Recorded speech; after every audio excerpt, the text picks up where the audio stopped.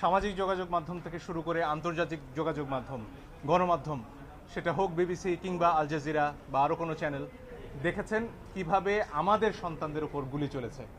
আল জাজিরার একটা ছবি, সেনাবাহিনীর সদস্যরা অটোমেটিক রাইফেল নিয়ে শুয়ে পড়লেন লাইন দিয়ে, তাদের ২০ গজ দূরে নিরস্ত্র সাধারণ মানুষ, আমরা, আমার দেশের জনগণ, তাদের দিকে সেমের অটোমেটিক রাইফেল থেকে গুলি চলল। এর দৃশ্য দেখার পরে আসলে বাসায় বসে থাকার কারো কোনো সুযোগ নেই। আমাদের যার যার অবস্থান থেকে প্রতিবাদ করতে হবে, এবং একজন আইনজীবী হিসেবে সেই কাজটি করার জন্য আজকে আমরা আদালতে এসেছি। আমরা আদালতে বলেছি নিরস্ত্র প্রতিবাদকারীদের উপরে গুলি চলতে পারে না, যেটিকে ইংরেজিতে লাইভ রাউন্ড বলা হয়, সেটি করার কোনো সুযোগ নেই।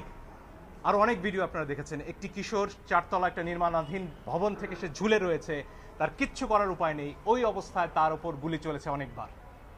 আপনারা দেখেছেন রিয়া গোপ তার বাবার কোলে গুলিবিদ্ধ হয়েছে।